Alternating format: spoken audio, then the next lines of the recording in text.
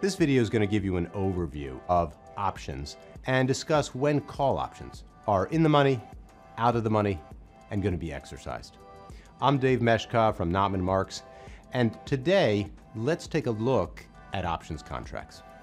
Anytime you're on your exam and you see a call option in a question, think about the two parties to the securities contract: the buyer or the owner of the call, and the seller or the writer. The buyer has the right to buy shares and will do so from the seller who's obligated to make the sale. To lock in that contractual right to purchase, the buyer has paid a premium to the seller who has received that upfront cash payment. And because the buyer has the right to purchase shares at a fixed price, the buyer hopes that the market goes up and holds a bullish view. The seller, on the other hand, hopes that the contract expires and holds a bearish view. In your exam, if you see a call option contract, for example, one ABC March 45 call at 5. What's really important is that when you see this, either written out this way or in a narrative form, that you understand what this position represents. That the buyer can purchase shares of ABC for $45, and that the seller is obligated to sell at that price. And what we want to think about next is, when will the call option be exercised? When will it be in the money? When will it be out of the money? And so let me show you a technique you can use to think about, will the buyer pull the trigger? Will the buyer exercise to buy shares at the strike price? Now let's say I told you that the market value of ABC at this moment was $31 per share. You would ask yourself, if I could buy shares for $31 in the market or $45 through my contract, which would I rather do? And I assume that you would act in an economically meaningful way, and you would rather buy at 31 than 45. And this holds true as the market value moved up to 36. You still would not buy at 45 if you could buy at 36. And even if it went up to $43, if you had the right to buy shares at 45, but as an alternative you could just buy them in the market for 43, you would buy them for 43.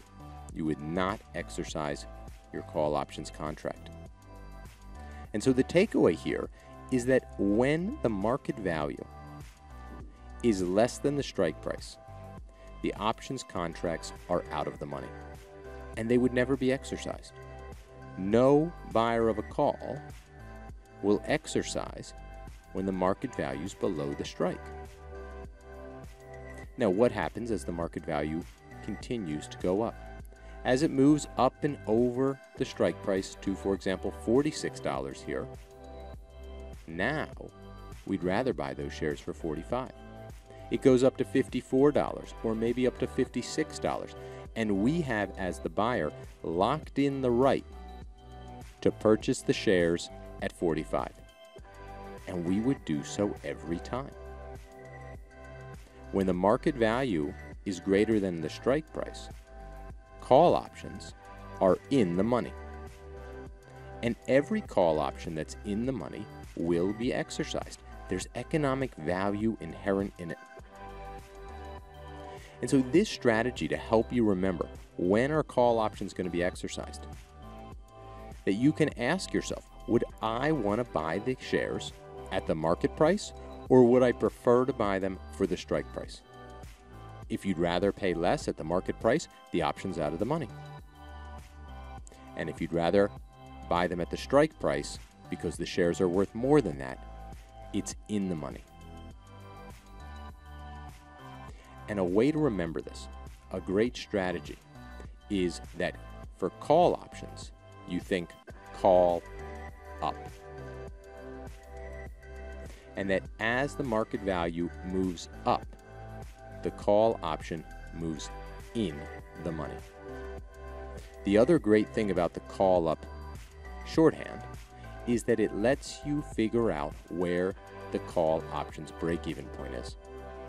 Because if you add up the strike plus the premium, you will find the call option's break-even point. Here, if you add up 45, the strike price, plus 5, the premium, you would see that the break-even point is 50. So with call options, we remember they go in the money as they move up. Where's our call option break-even?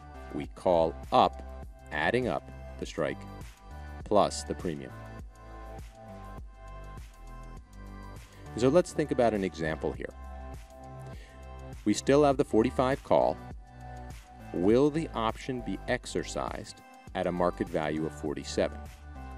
So you'd be thinking, the buyer has the right to buy shares at 45. The shares are worth 47. There's the strike. Call up. The market value is up and over the strike price. This option is in the money, and it will be exercised. The buyer of the call will contact the counterparty and say, I want to buy those shares from you at 45 that are worth 47. And so if it's in the money, your first takeaway is it will be exercised. But here's another question for you. Who profits when the market value's at 47? Well, we know that the break-even on the call option is calculated by calling up the 45 plus the $5 premium to see that the break-even's at 50. And so even though we are, as we established, that this option is in the money and will be exercised, it is still the case that the seller profits at 47. The buyer doesn't begin profiting until the market value goes up and over 50. Now, what's one of the takeaways I want you to have for this exam? Remember, there is a difference between an option being in the money and exercised and the buyer profiting. Thanks so much for watching this video. Good luck on your prep.